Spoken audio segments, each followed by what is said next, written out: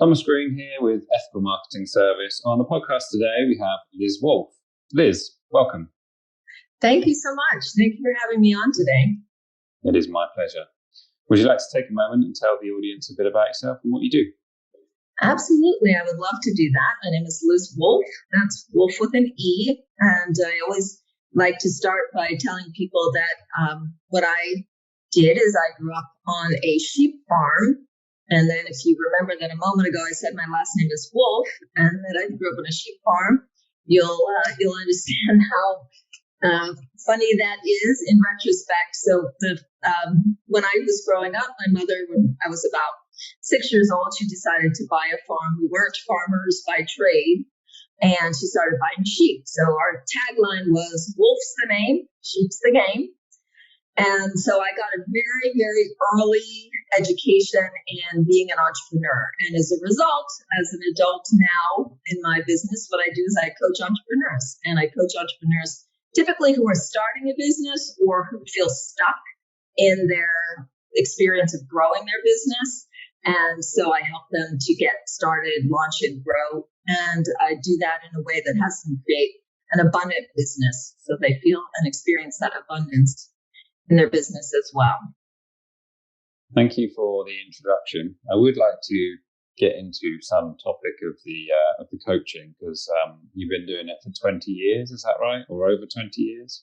Yes, I have. I started out more doing personal development coaching and training, leadership training, what you would typically call it corporate leadership training. I've actually, my background is in technology and CRM systems and CRM implementations and computer training. I did many, many years of computer training. The most interesting about that was working with the people and helping them to implement systems and helping them to figure out what was and wasn't working and where they felt stuck. I'm never going to ask you to do something that I either haven't lived through myself or am also working on. And so it's important to keep developing myself and to keep going and learning and growing. And so that is something that I've always focused on doing for myself and with other people. And sometimes I joke and say that to my clients, I'll tell them, you're in the one step ahead program, meaning I'm always one step ahead of you. I want to be working on myself and learning and contributing to you what I've learned so that we can really grow and expand together. One of the ways, or at least my perception is one of the ways that you do that is using your 3 keys to an abundant business, which was a topic of discussion today. I just wanted to get a definition, if that's okay, so that we're all on the same page. How would you define an abundant business? That is a great question because abundance is such a broad term and it's a little woo-woo also, like sometimes even been a little reluctant in a networking event, let's say, to say that to people. An abundant business is a business where you feel confident, you feel that you are in alignment with your purpose, that the clients you have are in alignment with who you are and how you want to serve your clients. I think we've all had the experience of having clients that we were out of alignment with. That's either they don't like to pay or they're very demanding or they just don't want to learn what you're doing for them, or they don't want to, you feel sometimes like you're forcing yourself and your philosophy and your products on them. And then they only complain about that. And then, that's not abundant. Abundance is where you feel fulfilled in your messaging and you feel excited to come to your business in the morning. And of course, the big part of that is you're receiving an abundant amount of money for the work that you're doing and you feel happy.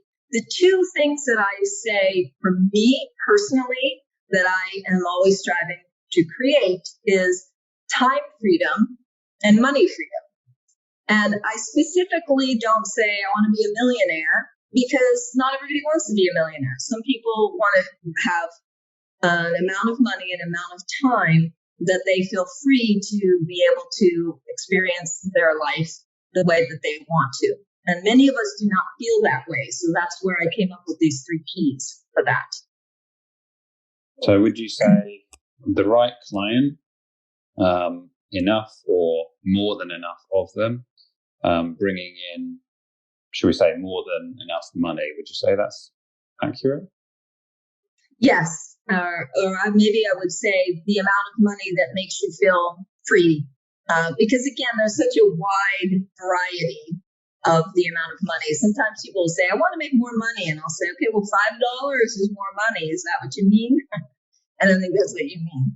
But on the other hand, sometimes we start out with these like feelings like we have to really work, that we're failing if we're not, making 6 figures in 60 days, which, by the way, is complete hogwash. Nobody makes 6 figures in 60 days. They might have worked 10 years to get to a place where they're now making 6 figures in 60 days, but that didn't happen in 60 days. So there's so many ways in which we feel inadequate when we're in our businesses.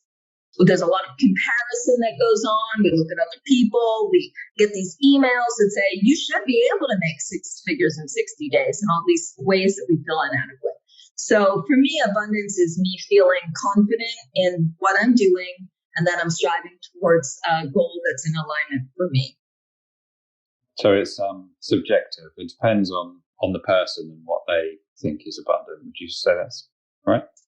That's right. And that's why the first thing that I do with all of my clients when I engage with someone new is I do what's called a vision roadmap. I work with you on your vision.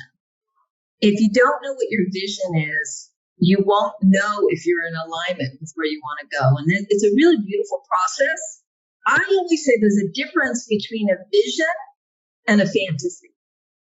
Fantasies are great. Look, here's my fantasy. I have an RV. I'm driving around the country and I'm going to music festivals and I'm visiting national parks and I'm working from my RV. Okay, that's my fantasy.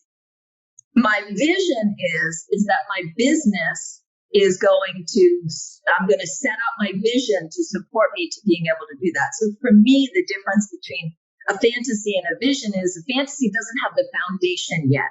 That doesn't mean it's a bad thing. You can still dream that in the future. So we have some fun with that dream in the future, and then we come back and get very solid on what's your vision. Because if your actions aren't aligning you with your vision, you're always going to feel, and my mother used to say, day late and $1 short. I don't know if that's just an American phrase, but she'd always say, I'm a day late and $1 short. And I grew up with that mentality. And that's not an abundant mentality. That's a day late and $1 short. So we're working on the actions that will take you toward your vision and building that foundation, which is why I say you don't get 6 figures in 60 days unless you have that foundation. So is having a vision one of the 3 keys? It is in this respect. So let me tell you what the 3 keys are. Before I tell you what the 3 keys are, though, I'm going to tell you what most people think the 3 keys are in business. So this is what you're going to hear if you go on Amazon and look up any business book, or you go to most networking events. This is what people think. The 3 keys are one of the 3, or each of these 3. One of them is you have to work really, really hard and have really good discipline and time management. Okay? And that's what you're going to hear. Hey, man, you're going to have to buckle down. You're going to have to do it. You're going to have to work really hard. And you've got to have discipline, and you've got to read all these books about having time management. Okay? That's one key that people think it is. The other one is I have to have enough experience or credentials. I know people that have gone all the way to get their PhD or MBA, or they do these year-long life coaching courses, or they go to constantly going to conferences, reading books, or they'll say, oh, I can't charge that much because I'm just starting out. I've heard so many people tell me that. Okay, so we have this idea that you have to have a certain amount of experience to have enough credentials. And then the third one is you got to get to know the right people. If you know the right people and you go to enough networking events and you just could get connected, then you're golden. But the problem with all three of those as being, requirements for an abundant business is all of them are what I would call an as soon as conversation. In other words, as soon as I get disciplined, as soon as I meet the right people, as soon as I get my MBA or get 20 years experience or whatever, as soon as. So once again, I'm always, a day late and a dollar short. I'm always on this side of getting to success because I'll never have enough of any of that. And I do want to point out one thing, which is that a lot of us struggle. A lot of people struggle with time management and being disciplined. And so what we end up doing is we focus all our energy on managing being disciplined and falling short and being disappointed. Talk to a lot of people, procrastination, all that stuff. It's a big topic. So what I say is that all three of those things that I just described are very good tools in your entrepreneurial toolbox. So I want you to manage your time well, and I want you to continue to learn, and I want you to go out and meet people and talk to people. Those are all things you can do. But those are all somewhat out of your control. So now I'll bring into the conversation the three keys that I developed that are what everybody has that they can start doing immediately and are within your controls. And they are as follows. And I'm going to tell you about each one as a little bit later, but I'll just tell you the three right now. The first one is ask powerfully. The most impactful way to make a difference in your business is to ask powerfully, to ask for what you want. And I'll tell you more about what I mean by powerfully. The second one is to give wholeheartedly. So once you say, I'm asking powerfully, then most people think, the next step is to receive. But actually, the next key is giving. And then the third one is finally to receive graciously. And that is the graciously part I throw in there as the little salt in the stew, which is that's gratitude. There are really four, but everybody only remembers three things. So it's ask, give, receive, and gratitude. So that's the cycle, that's the circle. Now, what's powerful about those three is that I don't need to have any credentials to be able to ask for what I want. At any moment, I could choose to give. At any moment, I could choose to receive. And there are things you can do to develop your skills in each one of those areas that don't rely on anyone else. Any amount of time, you can just start practicing them now. The asking, the first part of that, does that sort of come back to being clear about what it is that you want? Kind of what you said about having more money. Okay. Yes, you can't ask for what you want unless you know what you want. And there's a tremendous amount of indecisiveness about, I don't know what I want. I want to make more money. So I'm not the most woo-woo person, although I do read a lot of woo-woo stuff and I believe in meditation and all that. I'm a very practical person. We live in a practical world. But I'm also not a person that's ever going to coach you to say, okay, what are you going to do this week? Okay, did you do it? Check, check, check. Okay, now what are you going to do next week? Because I feel like what the reality is the world lives somewhere in between those two things. So in order to have what you want, you have to know what you want. And that is your vision. And in order to ask for what you want, you have to know what you want. Now, the ask powerfully, the reason I use that phrase is, what I mean by that is to be specific, to actually be specific about what you want. Don't say, I want more money. Say, next year, I want to make $100,000. I also bothers me when people say six figures because maybe this is a little embarrassing to admit, but for a long time, I didn't even know what people meant by that. Like six figures. Oh, you mean 100,000? Like, why are we not just saying $100,000? Why are we? And then we say multiple six figures. Okay. Well, $100,001 is multiple six figures, but I know that's not what you mean. So tell me what you mean. You want to make $200,000? I'm going to make $300,000. And this is a a part of the conversation I have in my vision roadmap session that I do with people, because I want you to be specific, and it's very uncomfortable, especially for money. For whatever reason, it's very uncomfortable. So act powerfully means I want to make $100,000 in my business this year, or $500,000, or $1 million, or whatever it is. And you want to say it out loud. You want to be specific, because I believe the universe hears this and it wants to give you what you want. But it gets confused when you say multiple six figures. Obviously, we can't prove that the universe is doing anything. But I believe that the more specific we get about what we want, the more likely it's going to come to us, because there's no confusion. A confused mind doesn't buy. And that is true of the universe too. It's not going to buy what I'm selling unless I'm very specific about what it is that I want. And I suppose once you sort of get clear in your mind, you can work back from the goal in terms of how you go about doing that. So, for example, if in the example where you wanted to take six figures or $100,000 from your business, that would be in the form of a dividend of some sort. And in order to get a dividend amount, you need a certain amount of revenue. In order to get that certain amount of revenue, you need a certain amount of clients, and that then you just need to implement for that number of clients, right? Is that right? Where you're going? Exactly. How are you going to get from here to there? Again, I'll say to people, so how much do you want to make next year?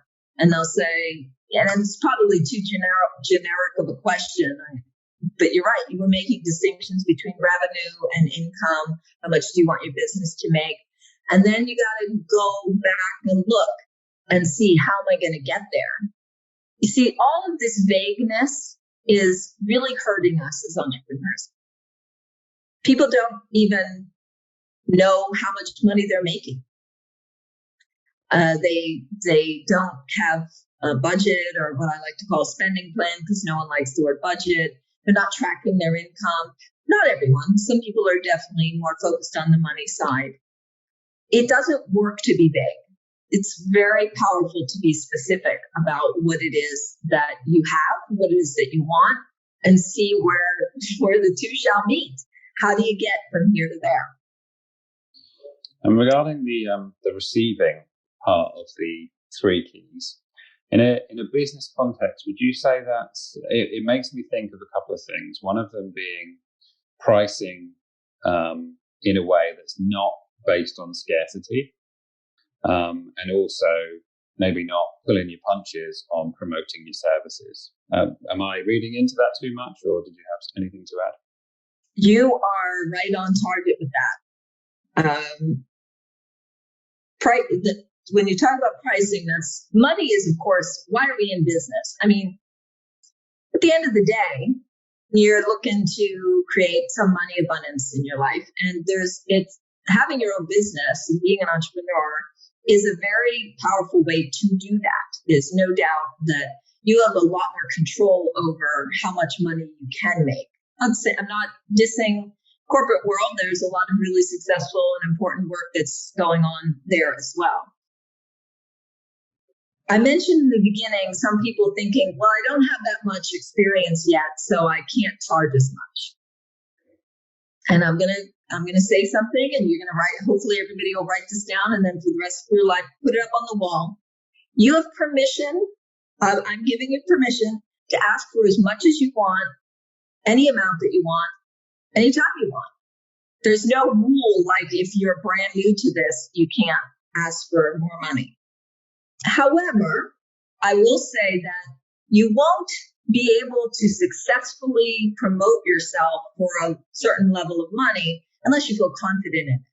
So what I always recommend to people is think of a number you feel comfortable asking, raise it by a certain percentage because you're definitely underselling yourself, get enough clients at that level, and then until you feel comfortable asking for that. And then it's all about practice. You got to practice asking. That is the key to getting better at asking is to practice asking. So further to what you're saying is that one of the reasons people say, oh, yeah, I want so much. Well, actually, we're not very skilled at receiving. I told a client recently that I really enjoyed working with her, and her reaction was, oh, stop. And I was like, what? I'm complimenting you. Why are you telling me to stop? And just think about how when you try to give something to somebody, the universe wants to give you stuff. And then a lot of times we're like, no, or we're very judgmental of it. So we're not very good at receiving. We're not super great at asking. We're not that great at receiving. And when people, and that's all about money, is about asking for a sum of money and then being willing to receive it. And as you said, not basing that on some scarcity conversation. What was the second part you said? I wrote it down, but now I can't read my handwriting. So pricing. Pricing, and then not pulling your punches on selling. But I realized, feel free to elaborate, but I also realized that I missed a step. I went from, I actually missed the giving part of it. And I wanted to clarify, because my interpretation of that was, I was thinking giving value. So, the more value you give, the more likely you are to receive. Any thoughts there? Yeah, and it's not at all unusual to skip the giving step, which what we have to remember is that even though I lay it out like steps, that's why I kind of I changed from steps to keys, because all of them work. I promise you that if you spend any time practicing asking, giving, or receiving, you're going to see more abundance coming into your business. So I'm not particular. The reason I put giving after asking is because giving is part of the energy of receiving. Receiving and giving is a back and forth. And as I was just sharing about a moment ago with my client, there can be no giving without receiving. It is not better to give than receive. That is a falsehood. It is not better. It is equal. You must be able to receive in order to give, and you must be able to give in order. Somebody has to be receiving. Okay. Now, the reason I put give in between ask and receive is because as soon as I ask for what I want, I have an experience of scarcity in that I don't have it yet. Okay. Now, how do I create what I want? Well, I'm asking for it, but if it's not coming to me, one way to create more of what you want is to give what you want. So you just said, give value. That's definitely something I could do.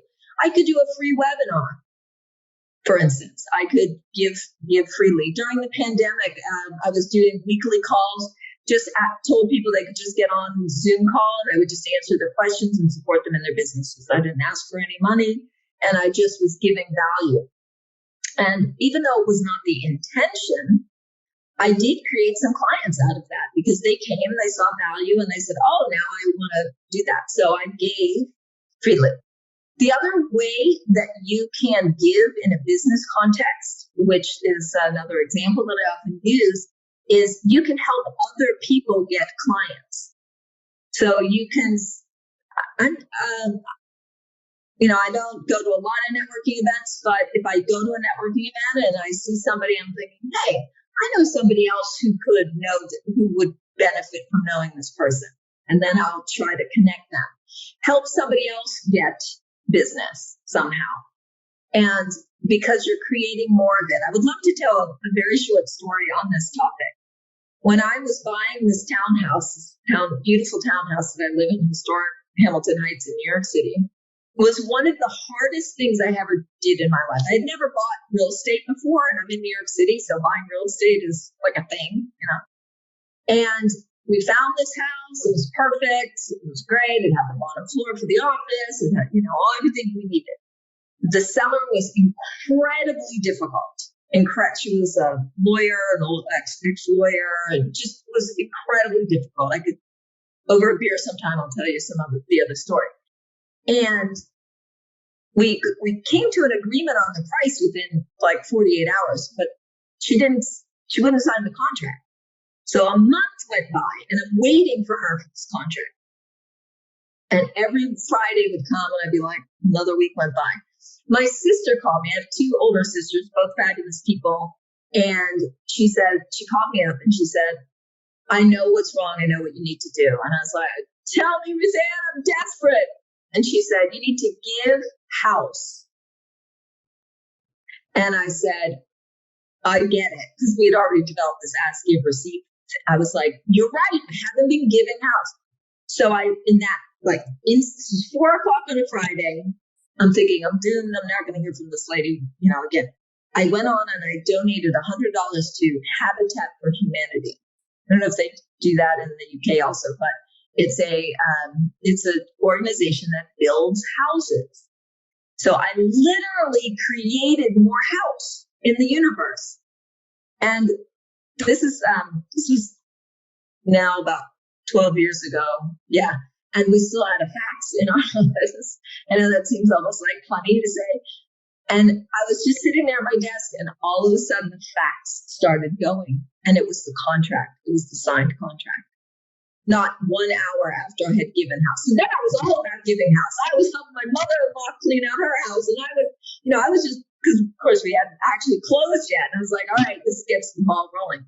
So it's such a mystical, beautiful story about giving that I literally created that space of more house in the universe. And then it came through. So you can look at a lot of places where you can give and you will create. They'll want to give back to you later. That's the other part of that.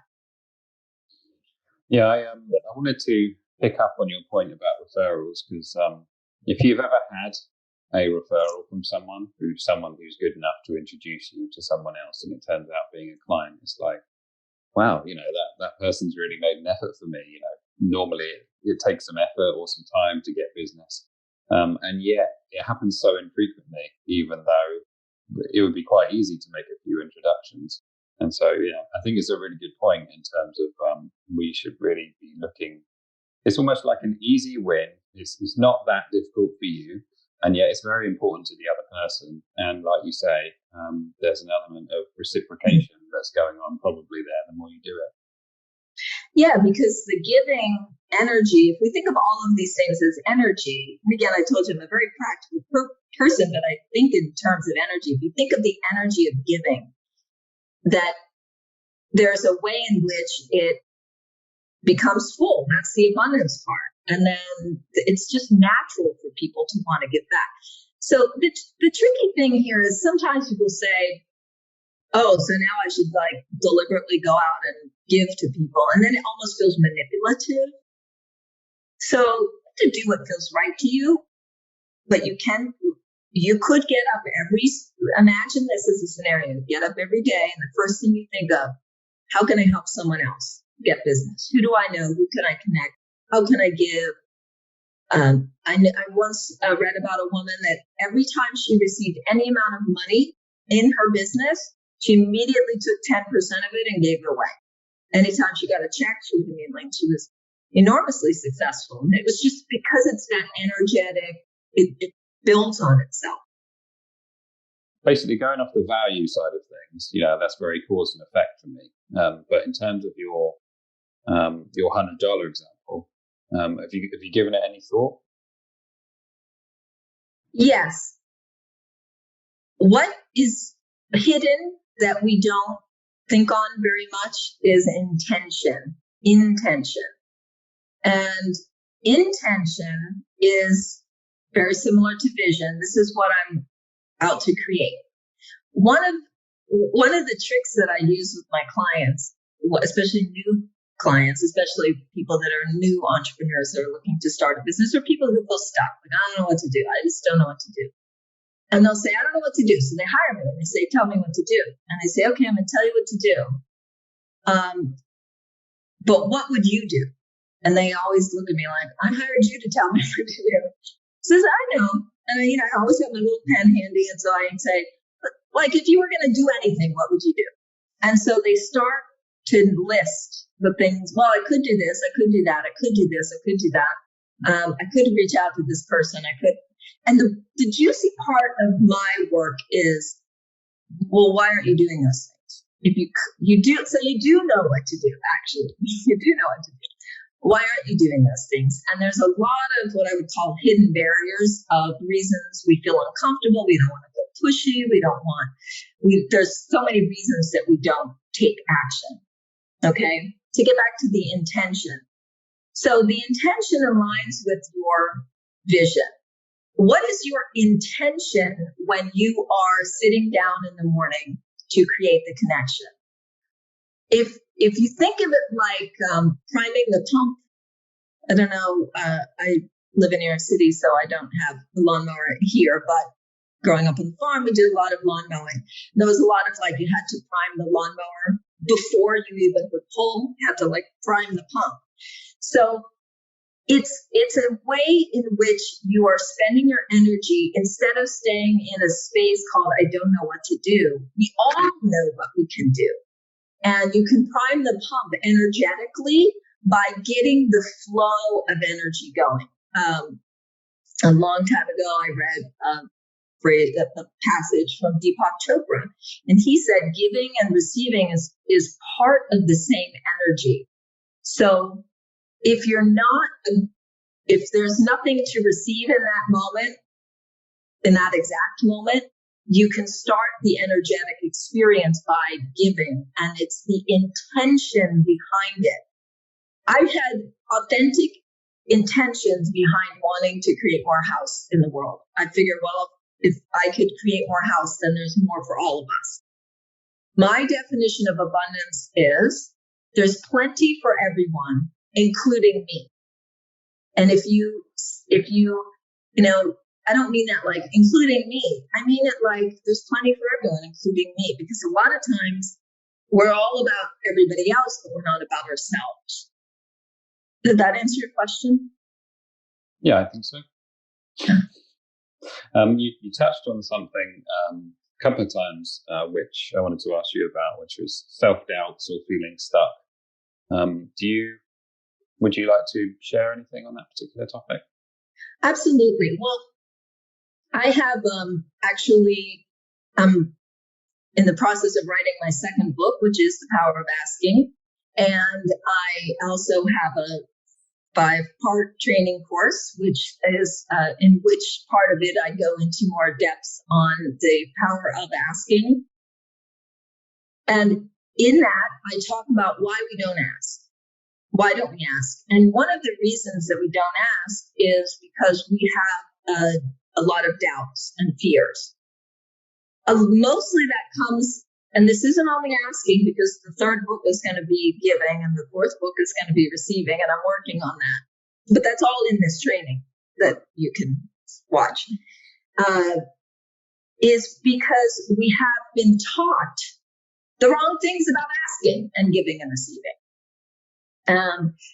Many of us think that it's pushy to ask. Many of us were told it was impolite to ask. You went to somebody else's house and you weren't allowed to ask they had candy on the table. You weren't allowed to ask for it. You had to be very polite. We're afraid to ask because we think that we're going to be endlessly obligated to this other person who's going to give to us. If you start to look under the surface of why we're not asking, there's a tremendous number of what I call hidden barriers. So when you're clear on your vision and you're taking purposeful action, the value of taking action is to find out where you stop. And you stop because there's always underlying conversations, beliefs, and doubts. I don't think I'm worth that much asking for that much money. I don't think I'm worth asking that much money because I just started out. Right? Why else would we ask for the same $200 an hour that the guy down the road is asking for? I'm not worth it. So these are all these underlying conversations. And when you have those doubts and fears, they will stop you cold. And then we call that procrastination. It's not really procrastination. We are avoiding something, which is why we're not doing it. But we have to figure out what it is that would be. And one easy place to look is to see what did you learn about asking, giving, or receiving? Because sometimes we give too much, right? Give till it hurts. Or sometimes we're like, no, we're supposed to be modest and not receive. And it's just a bunch of made up stories that don't help. Certainly a few, shall we say, childhood learnings that we've carried on into adult life, right? And perhaps not critically examined. Absolutely. 100%. Everything I learned from my mother, and it wasn't necessarily that helpful. I mean, I go back to my mother for a minute. So we had this beautiful farm in Western Pennsylvania. She started this business selling woolen items. We sold the lamb, we spun the wool, we made yarn, we made sheepskin coats. We had this whole cottage industry, and it had a tremendous amount of potential, but she wasn't very good at managing money. In fact, she was horrible at managing money. I didn't realize I was horrible at managing money until I got older. And I was like, why am I so bad at managing money? I didn't learn anything from my mother. And one of the passions and reasons why I do what I do is because if my mother had someone like me coaching her, she would have been a lot better off. So there's what she taught me about money wasn't that helpful. What she taught me about men was not helpful at all. Just want to say that. Luckily, I got over that one. And just how she thought business should go, it really wasn't that helpful. So at the same time that I tremendously admire my mother, and if anybody worked hard, if anybody was an example of working really hard doesn't necessarily get you success, that would be my mother. I mean, she worked very, very hard. And so that's where I learned all those lessons. So we really have to examine, what did you learn that was helpful and what wasn't helpful? And none of it is true. None of it is true. It's not better to give than receive. It's just facts. If you give, you'll receive. If you receive, people can give. Just facts. Yeah, I liked when you said it's, I'm not sure if this is the exact wording, but I interpreted it as it's actually not possible to give unless someone's willing to receive. So, but I did want to talk to you because you touched on your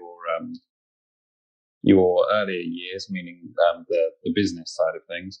And I did some research, and if I'm not mistaken, you've created 3 businesses. Is that right? Yes, I started out of college. The first thing I did was to open a business, and the business that I had was selling the products from my mother's farm. And talk about not being in alignment with my vision.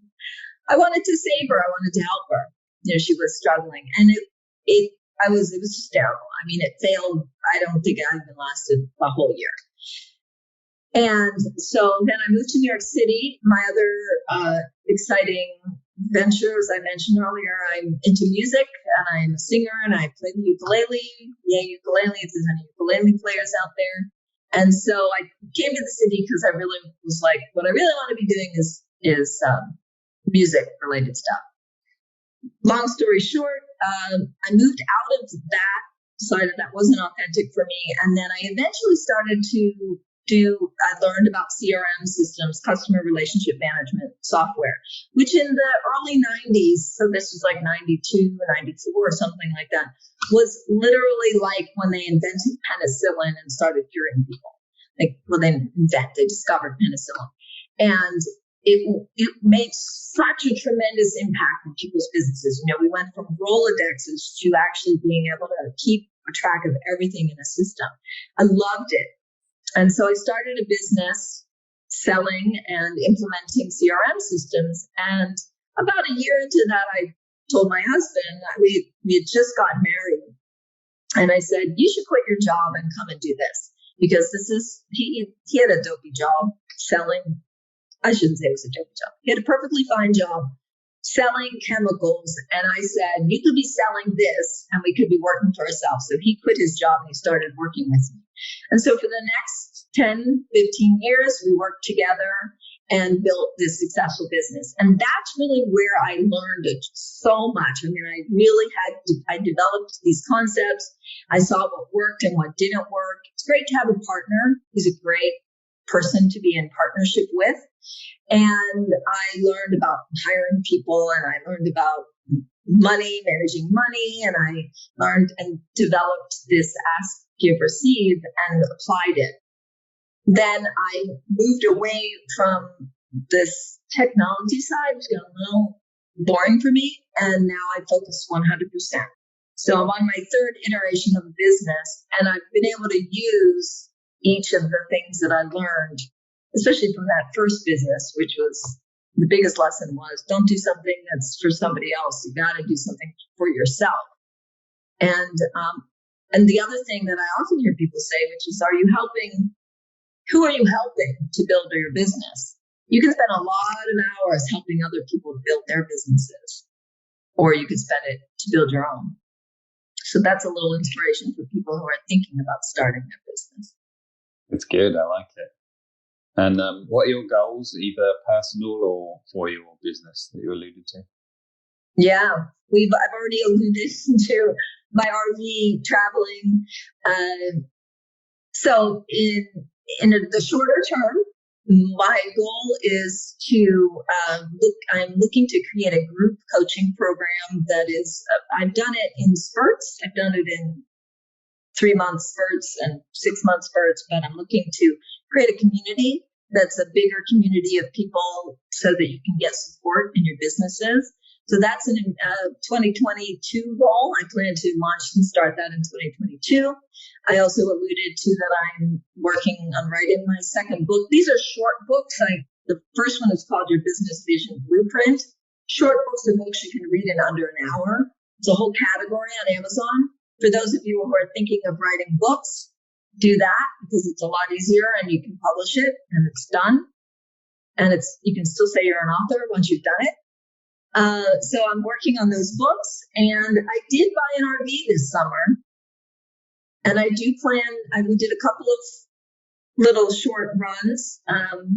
Bad news is Wi-Fi is not so good in RV parks, but it's all about time freedom. It's freedom to do and choose what it is that you want to do. And abundance is plenty for everyone, including me. So that's my ultimate goal, is to spend a lot more time playing my ukulele and touching and inspiring and helping as many entrepreneurs as I can.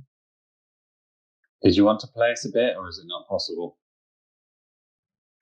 Place a bet? Play a bit for us. Oh, play a bit. Oh, my ukulele's upstairs. Dang. Yeah, my ukulele's upstairs.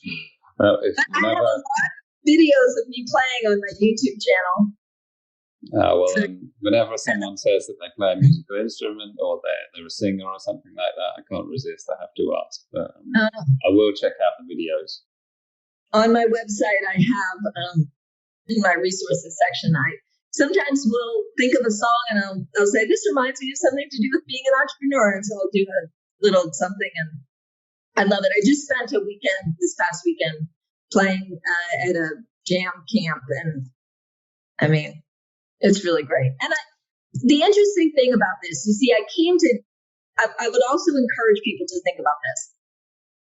Everything up until in my life has led to this moment in time. I'm living in this beautiful townhouse. I have a wonderful marriage. I just celebrated my 25th wedding anniversary. We have another house in the country where we can go and be in the country, which is very good for me because it gets loud here sometimes. I have a lot of beautiful friends. I have plenty of money. I have freedom to do when I want what I want, and not to say I'm not working hard at it. And all of that is what I've done to create, worked to create through this business. So everything, when I came to New York City to be a rock star, it actually, you wouldn't think that, you would think, oh, well, that didn't work. I didn't do that. And to some extent, that's true. I didn't know enough yet about how to become a successful musician. It's part of my learning process. So I don't want to be a rock star anymore, but I bring music into my work. If I do, I haven't done any live workshops lately, but when I do, I bring my ukulele in and I play and I sing. People love it. I do it on my YouTube channel. And there's there's a video of me talking about networking tips, which is great. I hope you listen to it. But on the other hand, it's also fun to play a song to celebrate my 25th wedding anniversary. So everything that you are learning now is going to contribute in some way as long as you take it on. Like, this is the experience I'm having now. What can I take from this? And how can I apply it into my business? And then it will build on itself, and it all helps in the end. Well, thank you for that. I have enjoyed our conversation. Would you like to tell people where they can find you in order to know a bit more? Absolutely, and thank you for that. So I do, as mentioned, have lots of things on my website, lizwolfecoaching.com. That's Wolfe with an E. And I mentioned that I have a 5-part training that's on this topic of asking, giving, and receiving, the 3 keys to an abundant business. And normally that's something that I sell for $97. But if you go to lizwolfecoaching.com/3 keys, spelled out 3 keys, you can get a code so that you can go and do the workshop for free. And I'm very happy to give that to all of your listeners. And I strongly encourage you to go. And because I give you exercises that you can do, I go much more in detail. There are 5 days. So I talk about vision, ask, give, receive, and then gratitude. Spoiler alert. We now know the whole thing. And you can do that. And I promise you that if you even just listen to it and start practicing asking, giving, and receiving, you're going to see a difference in your business. Absolutely. And I encourage you to do that. Liz Wolfe, thank you very much. All right. Thank you, Thomas. It's going to be a bright, bright, bright, sunshiny day. Look all around, there's nothing but blue skies. Look straight ahead, there's nothing but blue skies.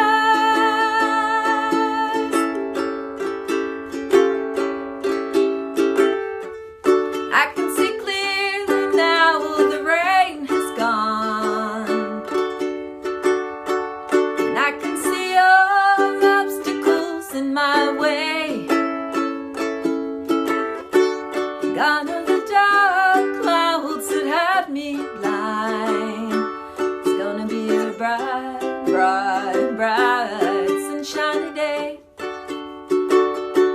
It's gonna be a bright, bright, bright, sunshiny day. It's gonna be a bright, bright, bright, sunshiny day.